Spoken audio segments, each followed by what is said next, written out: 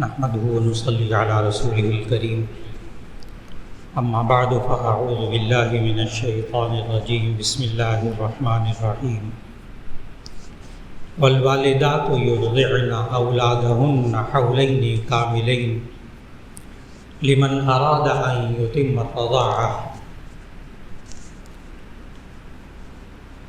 صدق اللہ العظیم۔ اللہ رب العزت نے انسانوں کو پیدا فرمایا، اس انسان کی ضروریات کو اللہ سے بہتر کوئی نہیں جانتا، اور انسان کے لیے کیا چیز کھانا، کیا چیز پینا مفید ہے، کیا نقصان دہ ہے، کھانے پینے کے بارے میں بھی وہ اللہ سے زیادہ کوئی نہیں جانتا۔ وہ انسان کی مشین کا خالق ہے، اسے معلوم کہ اس کو پیدا ہونے کے بعد کس خوراک کی ضرورت ہے۔ اس خالق نے پھر وہ خوراک ماں کے اندر پیدا کی، اور وہ ماں کا دودھ ہے۔ پوری سائنس نے زور لگا لیا، آج تک کوئی بھی سائنسدان کسی ایک ماں کے دودھ کا نعم البدل تیار نہیں کر سکے۔ یہ سائنس کا اعتراف ہے۔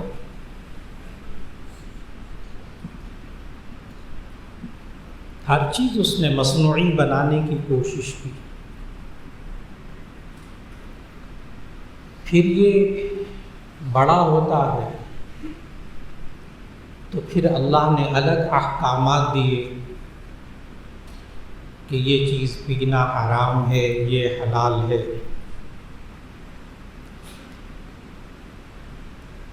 اور بڑا ہوا تو اللہ نے قرآن مجید میں سمجھایا یہ چیزیں کھانا حلال ہے، یہ چیزیں کھانا حرام ہے، ان جانوروں کا گوشت کھا سکتے ہو، ان کا گوشت نہیں کھا سکتے۔ خالق ہے، اس نے انسان کو پیدا کیا۔ چنانچہ بچے کی پیدائش کے فوراً بعد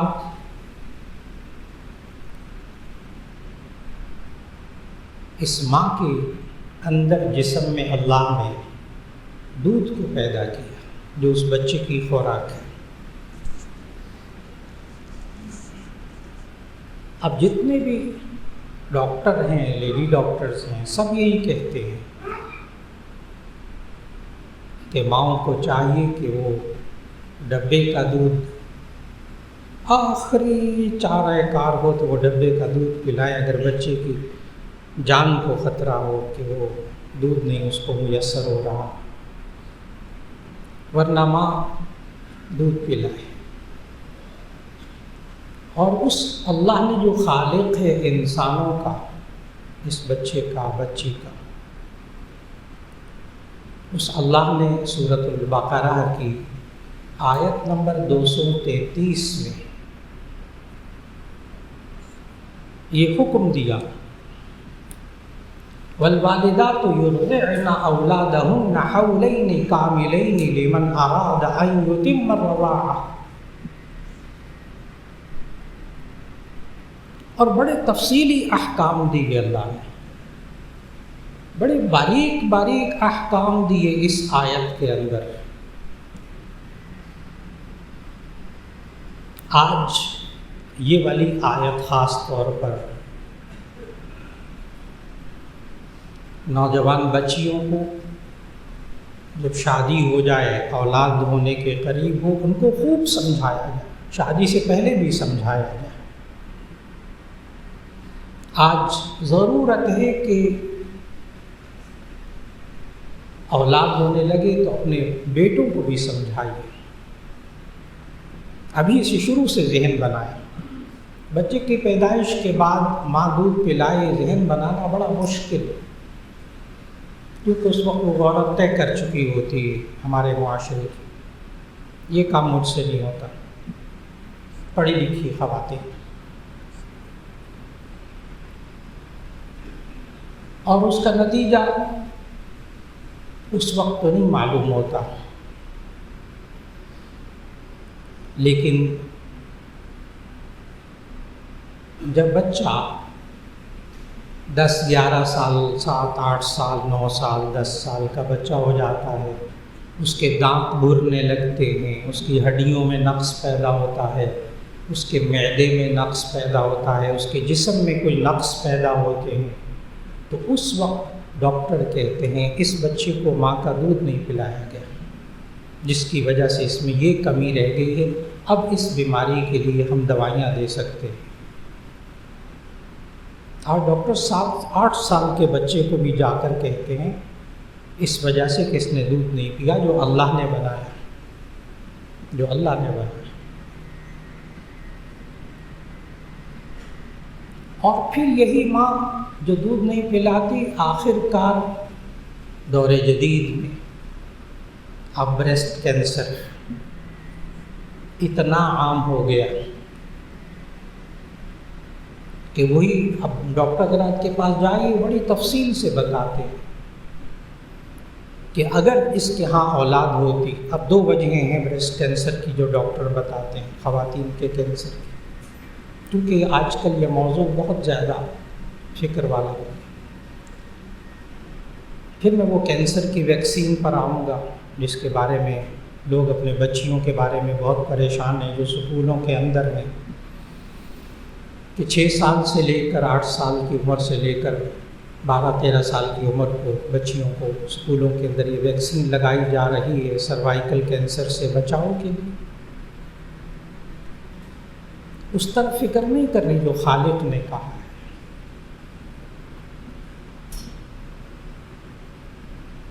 اور جو خالق نے کہا والوالدات یرضعن اولادہن حولین کاملین، اور مائیں اپنے بچوں کو دودھ پلائیں 2 سال مکمل، ماشاءاللہ 2 سال مکمل دودھ پلائیں۔ بعض حضرات یہاں پوچھتے ہیں کہ 2 سال یا 2.5 سال دونوں میں سے کون سی مدت صحیح ہے؟ کچھ علماء 2 سال بتاتے ہیں، کچھ 2.5 سال بتاتے ہیں۔ اس کی وجہ اصل میں قرآن مجید کی آیات کے اندر دونوں چیزوں کا ذکر موجود ہے، اس لیے یہ اختلاف فقہا میں سامنے آتا ہے، فقہا میں بھی اختلاف۔ سورۃ البقرہ کی آیت 233 میں تو اللہ نے یہی فرمایا والوالدات یرضعن اولادہن حولین کاملین، کہ مائیں اپنے بچوں کو 2 سال دودھ پلائیں، کاملین پورے۔ لیکن سورہ احقاف کی آیت نمبر 15 کے اندر اللہ تعالیٰ نے فرمایا وَحَمْلُهُ وَفِصَالُهُ 30 شَهْرًا۔ وہاں سورہ احقاف اس کی آیت نمبر 15 میں یہ جو جملہ ہے اس کا ترجمہ عرض کرنے لگا ہوں۔ وَحَمْلُهُ وَفِصَالُهُ 30 شَهْرًا، حمل کی مدت، وفصالہ دودھ چھڑانے کی مدت، 30 شهرًا 30 مہینے۔ اب جب 30 مہینوں کے آپ سال بنائیں گے تو یہ 2 سال 6 مہینے، 12 دونا 24 اور 6 30، 2 سال 6 مہینے، 2.5 سال۔ اب امام ابو حنیفہ رحمہ اللہ فرماتے ہیں کہ یہ 30 شہرہ کا تعلق صرف فصالہ کے ساتھ ہے، یعنی دودھ چھڑانے کی مدت 2.5 سال، قرآن مجید کی اسی تفصیل کی وجہ سے۔ اور جو باقی ائمہ ہیں وہ یہ فرماتے ہیں کہ نہیں، یہ حملہ و فصالہ دونوں کی مدت 30 شہرہ، حمل اور دودھ چھڑانے دونوں کی مدت 30 شہرہ، لہذا 2 سال۔ لیکن بہرحال آپ ایک بات تو سمجھ گئے ہوں گے کہ 2 سال ماں دودھ پلائے، اس پر تو قرآن مجید کی دونوں آیتیں متفق ہیں، اس میں تو کوئی اختلاف نہیں۔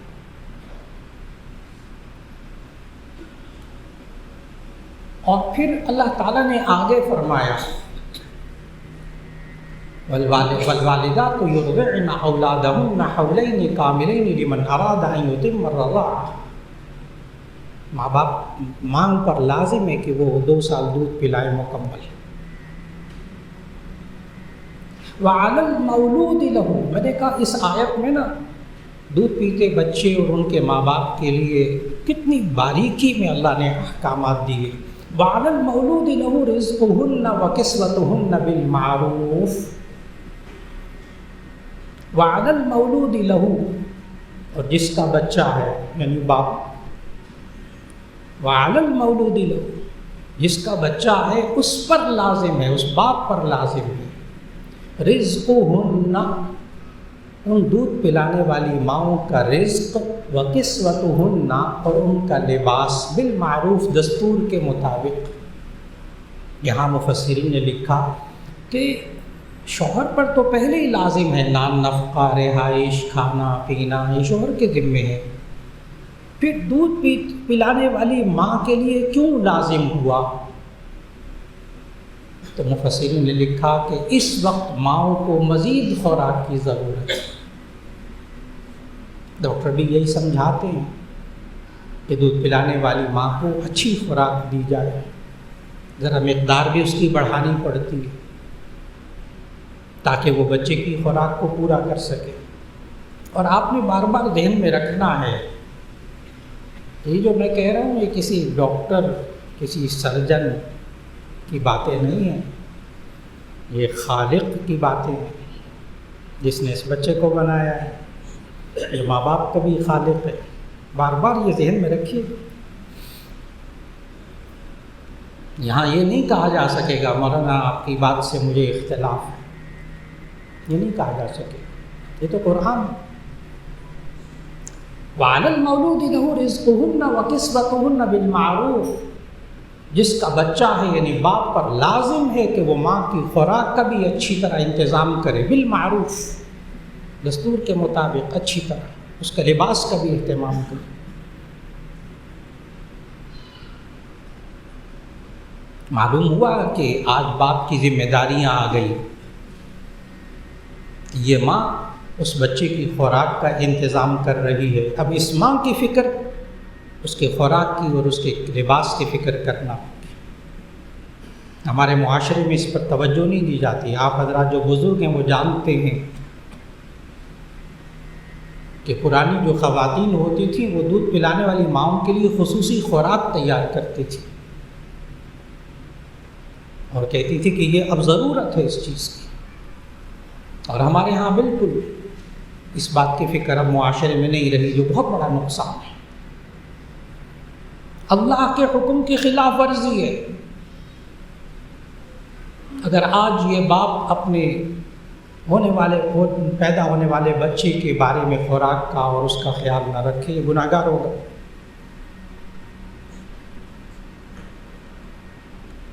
پھر آگے آیت میں اللہ نے فوراً فرمایا لا تکلف نفس الا وسعها، کسی جان کو تکلیف نہ پہنچائی جائے مگر اس کی وسعت کے مطابق۔ لا تکلف نفس الا وسعها، نہ پابند کیا جائے، نہ بوجھ ڈالا جائے، نہ پابند کیا جائے کسی کو مگر اس کی وسعت کے مطابق۔ آگے پھر اللہ تعالیٰ نے فرمایا لا تضار والدۃ بولدها ولا مولود له بولده۔ آیت پڑھیے گا، ترجمہ پڑھیے گا، بار بار اپنے بچیوں کو سمجھائیے کہ اس خالق نے کیا کہا ہے۔ لا تضار والدۃ بولدها، والدہ کو نقصان نہ پہنچایا جائے اس بچے کی وجہ سے۔ اور ہمارے معاشرے میں بچے کی پیدائش کے بعد بس چند دن کے بعد وہ برتن بھی دھوئے، کپڑے بھی دھوئے، سارے گھر کی صفائی بھی کرے، قطعاً خیال نہیں رکھتے کہ اب اس کا بالکل نیا جسم بنا ہے، نئی زندگی ہے، اتنی تکلیف سے اٹھ کر یہ آئی ہے، نہیں خیال رکھا جا رہا۔ اللہ کیا کہہ رہا ہے لا تضار والدۃ بولدها، اس بچے کی وجہ سے ماں کو نقصان تکلیف نہ پہنچے۔ ولا مولود لہ بولد، اور جو باپ ہے اس کو بھی اس بچے کی وجہ سے کوئی تکلیف نہ پہنچنے پائے۔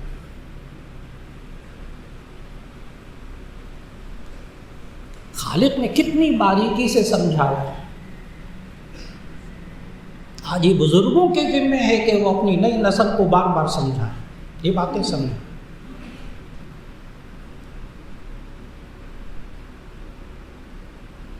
اور اگر اس پر عمل نہ ہو، اس آیت پر عمل نہ ہو، تو میں نے عرض کیا کہ مختلف بیماریاں سامنے آتی ہیں 7-8 سال کے بچوں کے اندر، 10-12 سال کے بچوں کے اندر جب وہ بیماریاں ظاہر ہوتی ہیں، ہڈیوں کی بیماریاں، دانتوں کی بیماریاں، معدے کی بیماریاں، خون کی بیماریاں، مہلک بیماریاں، تب ڈاکٹر کہتے ہیں اس کو ماں کا دودھ نہیں دیا گیا، اپنے ڈبے کا دودھ دیا۔ اور آج پوری دنیا کے ڈاکٹر، اور میں عرض کروں اب اس وقت اس مہم پر کہ مائیں بچوں کو دودھ پلائیں، بڑی طاقتیں اربوں روپیہ صرف اس اشتہار پر خرچ کر رہی ہیں کہ خدا کے لیے ماؤں کو کہیں کہ اپنے بچوں کو دودھ پلائیں۔ آپ کے سامنے ہے، بڑی طاقتیں، پاکستان نہیں صرف، کیوں؟ ان کو آگے نظر آ رہا کہ آگے جدید ترین بیماریاں ان بچوں میں سامنے آ رہی ہیں، ان کے بچاؤ کے لیے ضروری ہے۔ آج وقت کا تقاضا ہے، اور پھر سارے ڈاکٹر متفق ہیں اس بات پر پوری دنیا کے کہ یہ ڈبے کا دودھ ماں کے دودھ کا نعم البدل نہیں ہے، اس لیے کہ فرق سمجھیے گا، مصنوعی چیز میں اور خالق کی بنائی ہوئی چیز میں فرق کیجیے۔ جیسے بعض حضرات جاتے ہیں عمر کے تقاضوں کی وجہ سے دانت جو ہے وہ کوئی گرنے لگتا ہے، کوئی ہلنے لگتا ہے، دانت کا آپریشن کرواتے ہیں، داڑھ کا آپریشن کروا دیا، ڈاکٹر صاحب نے پتہ نہیں کئی لاکھ روپیہ لے کر دانت لگا دیے۔ اب ڈاکٹر کے پاس جا کر کیا کہتا ہے یہ بندہ، ڈاکٹر صاحب ایسے دانت لگائیں جیسے پہلے کی طرح میں کھا پی سکوں، گوشت وہ سب چیزیں۔ اور ہر دوسرے تیسرے مہینے یہ ڈاکٹر کے پاس بھاگتا ہے دانت ٹھیک کروانے کے لیے، ڈاکٹر صاحب دانت ایسے ہونے چاہیے جیسے پہلے میرے ہوتے تھے۔ پھر ڈاکٹر صاحب سمجھاتے ہیں قدرتی چیز قدرتی ہوتی ہے، مصنوعی ہوتی ہے۔ اب وہ وقت بھول جائیں آپ جو قدرتی دانت ہوتے تھے، جو اللہ نے بنائے تھے، اب اس کا متبادل نہیں ہے، اب اسی طرح گزارا کریں، بالکل اسی طرح جو خالق نے رزق پیدا کیا اس بچے کے لیے، اس کی فکر کرنی ہوگی آج گھروں کے اندر، معاشرے کے اندر۔ اور یہ تو یہ نقصان، پھر اگلا نقصان اس وقت ہمارے معاشرے کے اندر جو رجحان پڑ رہا ہے وہ یہ ہے کہ بچیوں کو اعلیٰ تعلیم دلوانی ہے، انجینئر بنانا ہے، ڈاکٹر بنانا ہے۔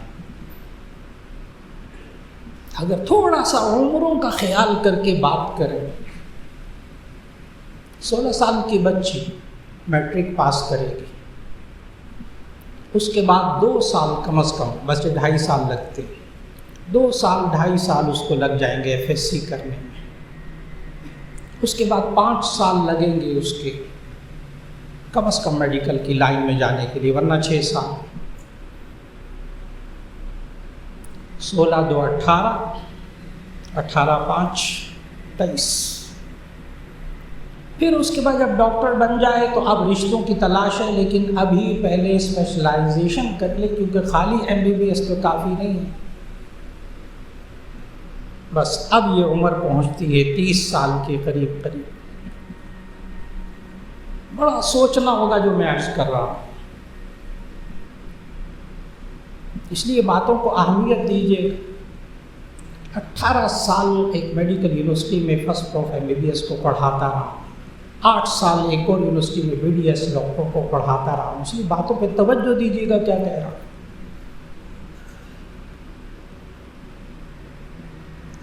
35 سال کی عمر کے قریب پہنچ گئے.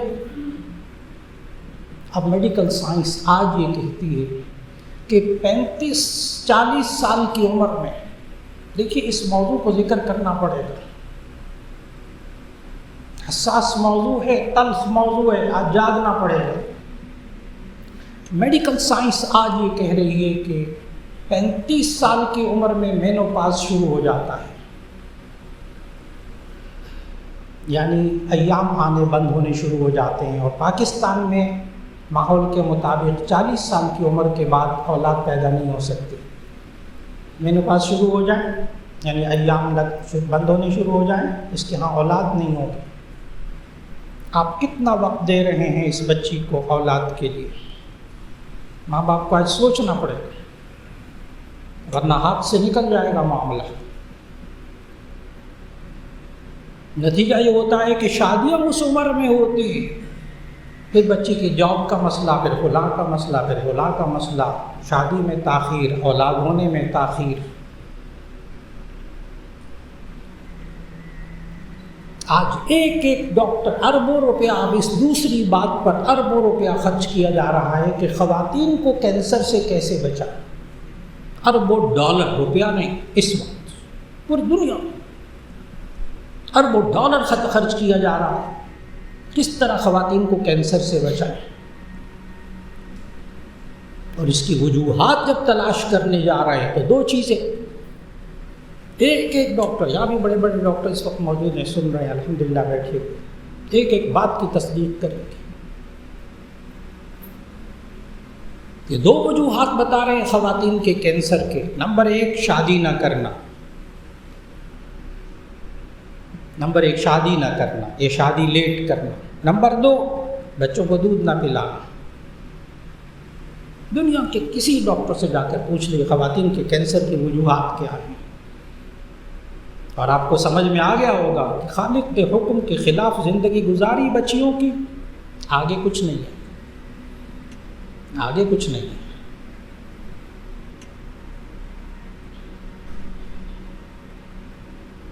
یہاں تک کہ جدید ترین کینسر کے علاج پھر دریافت کرنے پڑے. اور آج جدید ترین جو علاج ہے جو پاکستان میں بھی آ گیا، تقریباً 90% اس کا رزلٹ اچھا آ رہا ہے. یہ کوآبولیشن سینٹر جو آپ سن رہے ہیں آج کل کینسر کے علاج کے لیے، کہ اس میں اس کینسر کے اس خلیے کو -38 ڈگری پر جا کر اس کو ٹھنڈا کر کے اس کو ختم کر کے مارتے ہیں. یہ کوآبولیشن سینٹر کو بہت اچھی طرح جانتا ہے اس مشین کو. لیکن اس کے بعد کی بھی کیا زندگی، کیسے پرورش ہوگی اولاد کی، آگے سارے خلا رہ جائے گی. اس لیے آج وقت کی بہت بڑی ضرورت کہ بچیوں کی شادیاں وقت پہ کی جائیں. جوان ہونے کے بعد شادی کر دیا، پڑھا لیں آپ، بعد میں پڑھا لیں، اور کوئی حل نہیں رہا، اور کوئی حل نہیں رہا.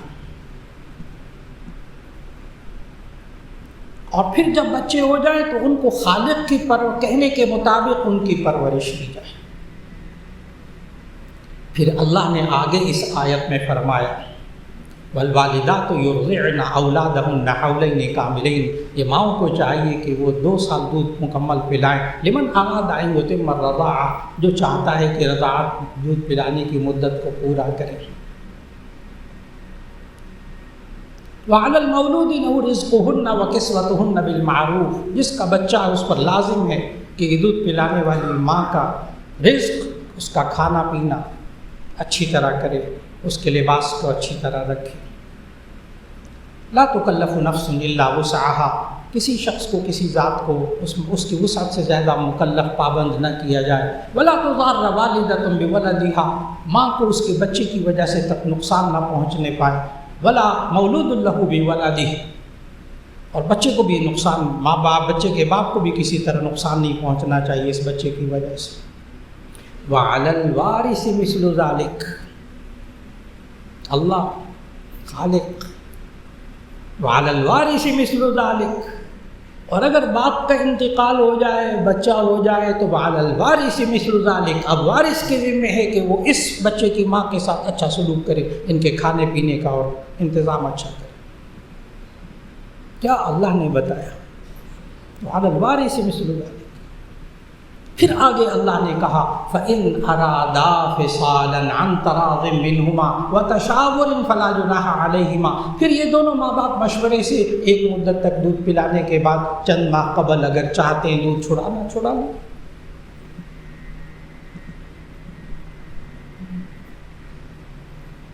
آگے ایک اور جملہ اسی آیت میں، سورۃ البقرہ کی آیت نمبر 233، اپنی بچیوں کو پڑھائیے، بچوں کو بھی پڑھائیں، خاص طور پر شادی کے بعد جب اولاد ہونے لگے، ذہن پہلے سے بنائیں، عین وقت میں ذہن نہیں بنتا، وہ اپنا ذہن بنا چکے ہوتے۔ آگے آیت سننے والی وہ خالق ہے، وَإِنْ أَرَدْتُمْ أَن تَسْتَرْضِعُوا أَوْلَادَكُمْ فَلَا جُنَاحَ عَلَيْكُمْ، اگر تم چاہو کہ کسی اور ماں سے دودھ پلوا لو تو کوئی حرج نہیں۔ ان تسترضعوا اولادکم، اپنے بچوں کو بچیوں کو کہیں اور سے دودھ پلا لو، کسی اور ماں سے اگر اس سے دودھ میسر نہیں، کیا کسی اور ماں کا دودھ اس کو پلایا جا سکتا ہے؟ جی ہاں، وہ اس کی رضاعی ماں بن جائے گی، اور نبی صلی اللہ علیہ وسلم کی ذات مبارکہ کے ساتھ یہی ہوا۔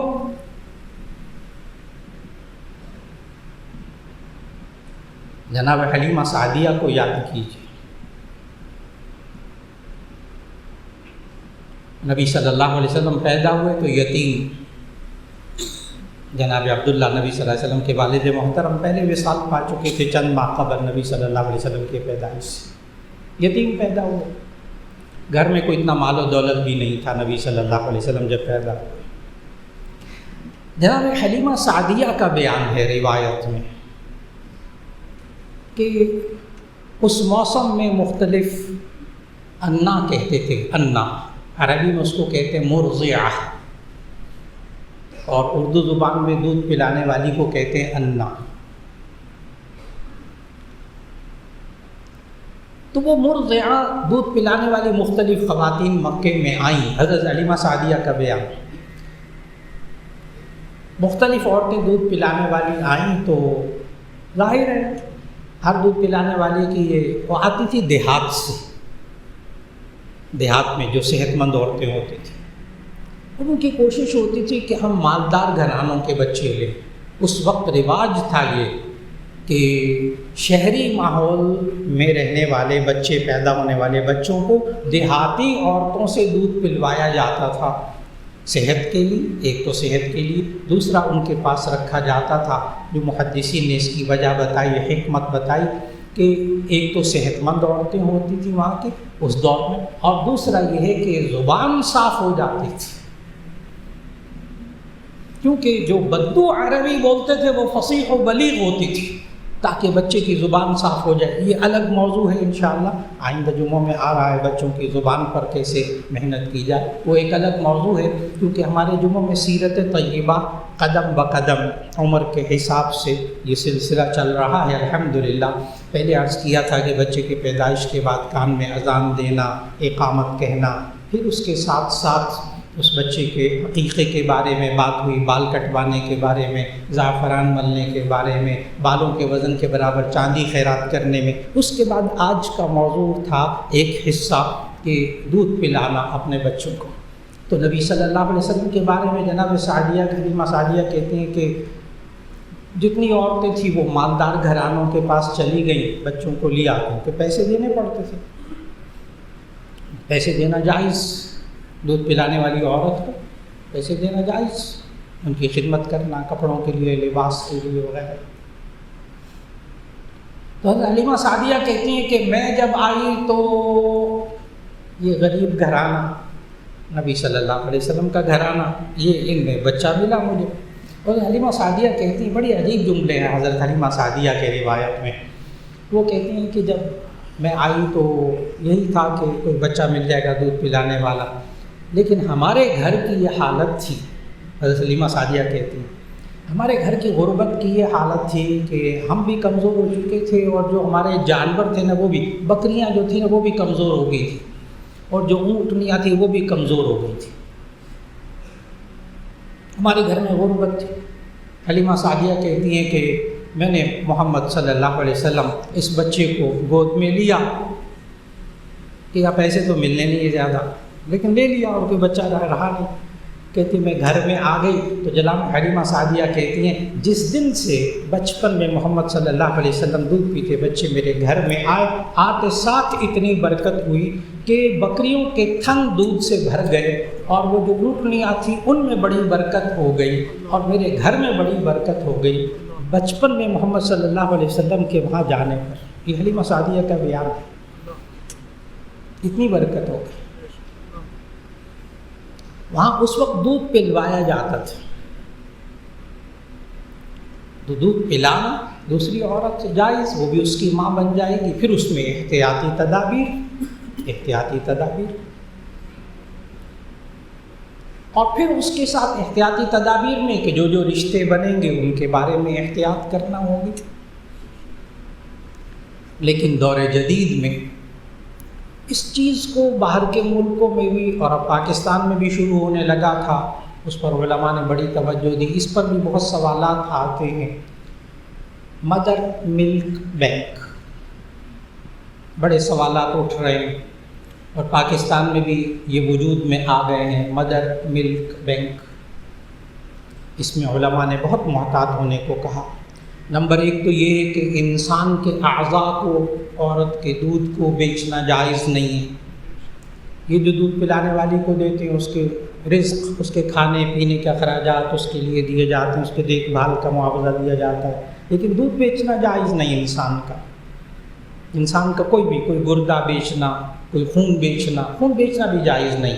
ایک دوسرے کو خون لگاتے ہیں جان بچانے کے لیے، وہ درست، لیکن بیچنا جائز نہیں، گردہ بیچنا جائز نہیں، اور چیزیں اعضاء بیچنا جائز نہیں۔ وہ الگ بات کہ زندگی بچانے کے لیے انسانی اعضاء کی پیوند کاری کی گنجائش فقہا نے دی ہوئی۔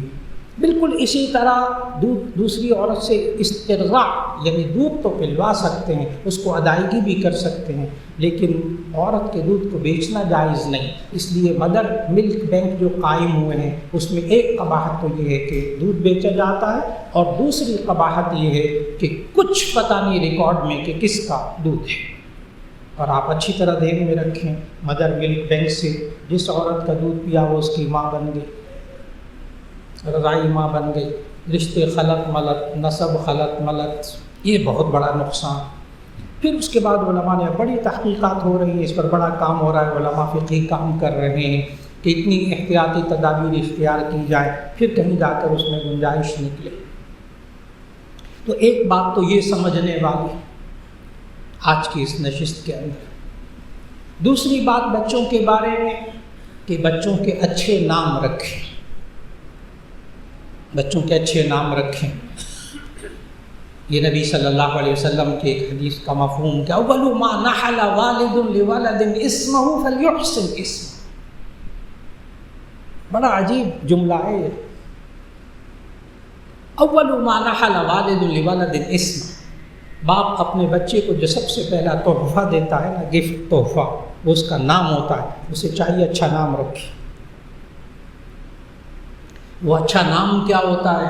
نبی صلی اللہ علیہ وسلم نے اس کی خصوصیات بتائیں۔ نمبر ایک، اس نام میں شرک نہ ہو، شرک نہ ہو۔ جیسے حضرت ابو ہریرہ رضی اللہ تعالیٰ عنہ کا نام اسلام لانے سے پہلے عبد شمس تھا، سورج کا بندہ، شرکیہ نام۔ نبی صلی اللہ علیہ وسلم نام بدلا، عبد الرحمن نام رکھا۔ تو نبی صلی اللہ علیہ وسلم نے ایک تو یہ بتایا شرک نہ ہو اس نام کے اندر، جیسے حضرت ابو ہریرہ رضی اللہ تعالیٰ کا نام بدلا۔ نمبر دو، اچھا نام وہ ہوتا ہے کہ جس کا مطلب اچھا ہو، مفہوم اچھا ہو۔ چنانچہ نبی صلی اللہ علیہ وسلم کے پاس ایک خاتون آئی تو ان کا نام تھا عاصیہ، عین الف صاد یہ ہے، عاصیہ الف سین یہ ہے، نام درست ہے، آرزو رکھنے والی۔ یہ نام درست ہے، الف سین یہ ہے، لیکن اس کا نام تھا عین الف صاد یہ ہے عاصیہ، اور عاصیہ کا معنی عربی میں ہوتا ہے نافرمان عورت۔ نبی صلی اللہ علیہ وسلم نے اس کا نام بدل کر جمیلہ رکھا، جمیلہ خوبصورت عورت، اچھا نام کا مطلب اچھا۔ اسی طرح ایک صحابی نے جب انہوں نے اسلام قبول کیا تو زمانہ جاہلیت میں ان کا نام تھا مرہ، میم رے بول ہے مرہ، مرہ کا معنی عربی میں ہوتا ہے کڑوا۔ نبی صلی اللہ علیہ وسلم فرمایا مومن کڑوا نہیں ہوتا، نام بدلا۔ نمبر 1 اس میں شرک نہ، نمبر 2 اس نام کا مطلب اچھا ہو، مفہوم اچھا ہو۔ ہاں اگر آپ ڈکشنری میں دیکھیں ایک نام کا ایک مطلب تو اچھا ہے لیکن باقی مطلب برے ہیں، کوئی حرج کی بات نہیں، آپ اس ایک مطلب کی وجہ سے نام رکھ سکتے ہیں۔ اس کی مثال دوں آپ کو، عثمان، حضرت عثمان غنی رضی اللہ تعالیٰ نبی صلی اللہ علیہ وسلم کے باری باری 2 بیٹیوں کے شوہر عثمان۔ اب عثمان کے آپ ڈکشنری میں معنی دیکھیں تو ایک مطلب اس کا اچھا ہے، باقی 5-6 مطلب ایسے ہیں وہ بتا دیے جائے تو لوگ نام نہ رکھیں۔ ایک مطلب جو اس کا اچھا ہے وہ ہے خوبصورت قلم، خوبصورت قلم پین، اور باقی جو اس کے مطلب ہے وہ ذرا تھوڑا سا منفی ہیں، جیسے اژدہے کا بچہ، سانپ کا بچہ وغیرہ، اس طرح کے مطلب ہیں اس کی۔ ماشاء اللہ ماشاء اللہ، الحمدللہ۔ حضرت شیخ لائے جزاک اللہ حیاک اللہ بصحت و سلام۔ الحمدللہ، اللہ تعالیٰ کامل صحت عطا فرمائے گا انشاءاللہ۔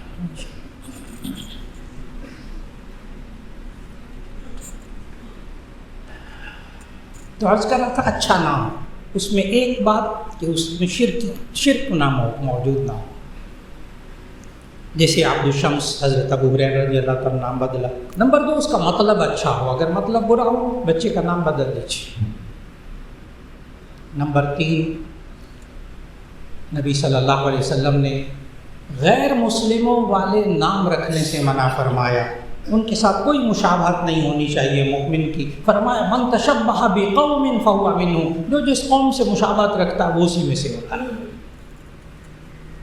آج اس بات کو سمجھنا بہت ضروری ہے کہ جو غیر مسلموں کے نام ہیں، غیر مسلم اس سے پہچانے جاتے ہیں، وہ نام اپنے بچوں کے ہرگز نہ رکھیے۔ یہ نیٹ پر دیکھ کر نام رکھنے والوں میں بڑی بیماریاں یہ آ گئی۔ اگرچہ وہ گزشتہ آسمانی کتابوں میں انبیاء کے نام ہو پھر بھی وہ بچوں کے نام نہ رکھیں۔ مثالیں دیتا ہوں، ابھی اس بات کو، نازک بات ہے، اس کو سمجھانا ضروری ہے۔ غیر مسلم وہ نام رکھتے ہیں انبیاء کے نام، لیکن وہ گزشتہ آسمانی کتابوں میں نام آئے، قرآن میں نہیں آئے، وہ بھی اپنے بچوں کے نہ رکھیں۔ جیسے بائبل میں داؤد علیہ السلام کو ڈیوڈ لکھا ہوا ہے، داؤد علیہ السلام، ان کا نام ڈیوڈ ہے وہاں۔ اب ہمارے ہاں بہت ہو رہا ہے، اچھا جن کے بچے باہر گئے ہوئے ہیں، بچیاں باہر گئی، شادی کر دی وہاں، ٹھیک، اب وہاں وہ جی میں نے اپنے بچے کا نام ڈیوڈ رکھا، پوچھا کیوں رکھا؟ کہتے ہیں یہ نبی کا نام ہے۔ جی بالکل درست ہے، لیکن یہ عیسائیوں کی پہچان ہے۔ میں نے کہا بہت سے مسلمان بچے بچیاں وہاں غیر ملکوں کے، باہر کے ملکوں میں اپنے بچوں کا نام ڈیوڈ رکھ رہے ہیں، غلط، ناجائز، یہ تو غیر مسلموں کی پہچان ہے۔ تو داؤد علیہ السلام کو بائبل کی زبان میں ڈیوڈ، آپ داؤد رکھیں گے اپنے بچوں کا نام، ڈیوڈ نہیں رکھیں گے۔ یوسف، قرآن مجید میں حضرت یوسف علیہ السلام کا نام، لیکن بائبل میں اس کا نام جوزف، یوسف علیہ السلام جوزف، آپ اپنے بچے کا نام جوزف نہیں رکھیں گے، یوسف رکھیں گے۔ بائبل میں اسحاق علیہ السلام کو آئزک کہا گیا، مشہور نام آئزک ہارن، آئزک اسحاق علیہ السلام، لیکن آپ اپنے بچے کا نام آئزک نہیں رکھیں گے۔ سلیمان علیہ السلام، بائبل میں اس کو سولومن لکھا ہے۔ پاکستان کے بہت بڑے ایک کرسچن ڈاکٹر ہیں، کارڈیالوجسٹ بھی ہیں اور ریڈیالوجسٹ ہیں وہ، تو ان کا نام سولومن، کرسچن ہے۔ بھی بائبل میں سولومن آتا ہے، قرآن میں سلیمان آتا ہے۔ آپ اپنے بچوں کا نام سلیمان رکھیں گے۔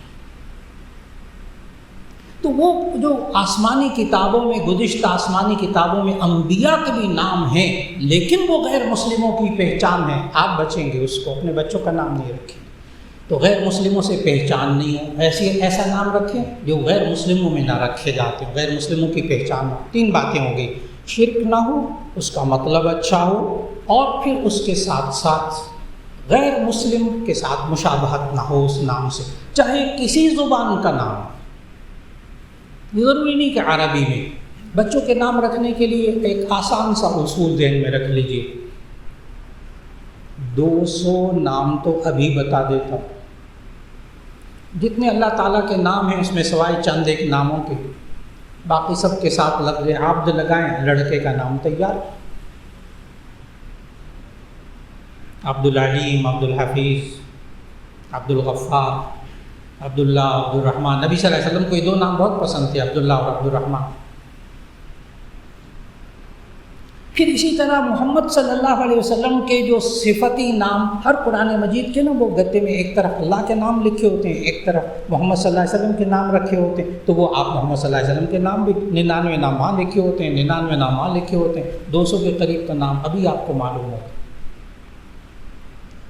اسی طرح بچیوں کے نام کوشش کیجیے صحابہ اور صحابیات کے نام پر ہوں، کوشش کریں۔ اور پھر اس کے ساتھ ساتھ اگر یہاں بھی علماء نے لکھا، محدثین نے لکھا، اگر انبیاء کے نام آپ رکھ لیں اور ان کا مطلب نہ معلوم ہو تو یہ جائز ہے۔ جیسے لوگ پوچھتے ہیں یوسف کا کیا مطلب؟ اب یوسف عربی زبان کا لفظ نہیں ہے، عبرانی زبان کا لفظ ہے، سورہ یوسف ہے قرآن میں، لیکن یوسف کا معنی عبرانی زبان میں مزید بھی ہوتا ہے اور حسین بھی ہوتا ہے۔ لیکن اگر نام معلوم نہیں، بعض لوگ پوچھتے ہیں یعقوب علیہ السلام کا کیا مطلب، ابراہیم علیہ السلام کا کیا مطلب، فلاں کا کیا مطلب؟ تو اس کا جواب دے رہا ہوں کہ اگر انبیاء کے نام ہیں تو ایسی صورت میں ان کا ترجمہ معلوم کرنے کی بھی ضرورت نہیں ہے۔ اگر آپ کو نہ معلوم ہو آپ نام رکھ سکیں گے، لیکن کوشش کریں معنی معلوم ہو بچے کو خود اپنے نام کا۔ اب وہ نام چاہے کسی زبان کا ہو، ضروری نہیں کہ عربی ہو، آپ پنجابی میں نام رکھ لیں، آپ عربی میں نام رکھ لیں، آپ اردو میں نام رکھ لیں، آپ فارسی میں رکھ لیں، آپ کسی بھی زبان میں نام رکھ لیں۔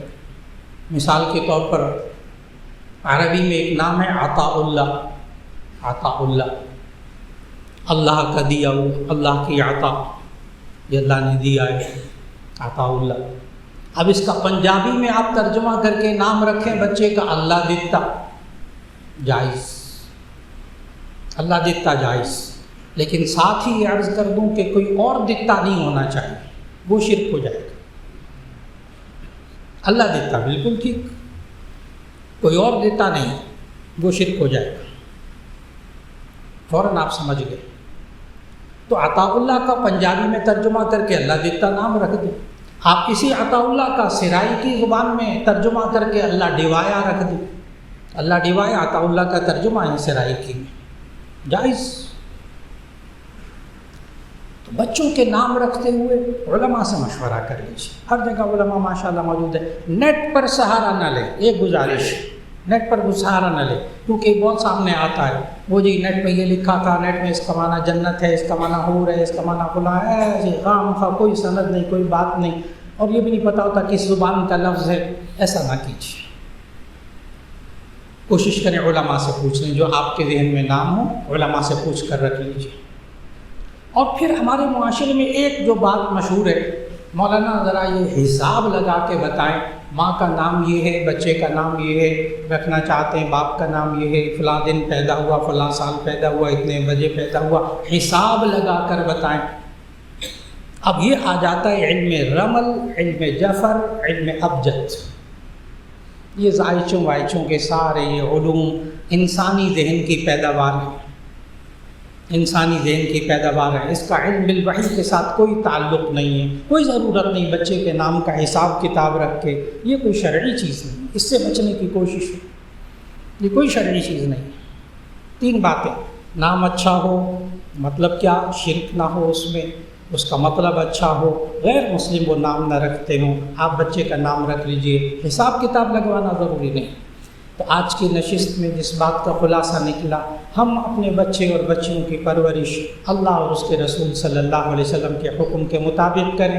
آج کے 2 موضوع تھے، ایک اپنے بچے اور بچیوں کو مائیں خود دودھ پلائیں بہت تفصیل کے ساتھ، اور اس کے لیے سورۃ البقرہ کی آیت نمبر 233 اپنے بچوں کو بچیوں کو خوب پڑھائیں، اس کا ترجمہ سکھائیں، اور دوسرا یہ کہ اپنے بچوں کا نام رکھیں تو بہترین نام رکھیں، اس لیے کہ میں نے وہ روایت سنائی، اول ما نحل والد لولد اسمہ فلیحسن اسمہ، بچے کو پہلا تحفہ باپ جو دیتا ہے وہ اس کا نام ہوتا ہے، جو ساری زندگی اس کے ساتھ لگا رہتا ہے، زندگی کے بعد بھی لگا رہتا ہے۔ اللہ رب العزت ہمیں اپنے بچے اور بچیوں کی قرآن و سنت کے مطابق پرورش کرنے کی توفیق عطا فرما دے۔ الحمدللہ رب العالمین، اللہم صلی علی سیدنا و مولانا محمد وعلی آل سیدنا و مولانا محمد مبارک وسلم۔ ربنا آتنا فی الدنیا حسنۃ وفی الآخرۃ حسنۃ وقنا عذاب النار۔ یا اللہ ہمارے گناہوں کو معاف فرما، ہماری لغزشوں کوتاہیوں کو معاف فرما۔ یا اللہ اولاد تیری بڑی نعمت ہے، اے اللہ اس کی قدر کرنے کی توفیق عطا فرما۔ یا اللہ ہم سب کو اپنی اولاد اور اولاد کی اولاد کو قرآن و سنت کے مطابق، اللہ اور اس کے رسول صلی اللہ علیہ وسلم کے حکم کے مطابق، اے اللہ ان کو ان کی پرورش کرنے کی توفیق عطا فرما۔ اور یا اللہ جو بے اولاد ہیں ان کو نیک اولاد عطا فرما دے۔ یا اللہ جب تو اولاد عطا فرما اس کو ماں باپ کی آنکھوں کی ٹھنڈک بنا دے۔ یا اللہ جو بیمار ہیں سب کو شفا عطا فرما، خصوصاً حضرت مولانا فضل الرحیم صاحب دامت برکاتہم اللہ ان کو شفا کاملہ نصیب فرمائے۔ اور یا اللہ حضرت کے اہلیہ بھی بہت شدید بیمار ہیں، ان کے لیے بھی دعا فرمائیں، اللہ تعالیٰ ان کو بھی ہمارے سروں پہ صحت اور عافیت کے ساتھ سلامت رکھے۔ اور جو بیمار ہیں یا اللہ ایک ایک کو شفا عطا فرما، جو پریشان حال ہے اس کی پریشانی کو دور فرما، جو یا اللہ جو رزق کے مسئلے میں یا اللہ اپنے کاروبار کے مسئلے میں پریشان ہیں یا اللہ ان کی برکت عطا فرما۔ یا اللہ ہم سب کو سکون والی، خوشیوں والی، برکتوں والی زندگی عطا فرما، ایمان والی زندگی عطا فرما، اعمال صالحہ والی زندگی عطا فرما۔ یا اللہ ہم سب کی دعاؤں کو قبول فرما۔ وصلی اللہ تعالی علی خیر خلقہ محمد و آلہ و اصحابہ اجمعین برحمتک یا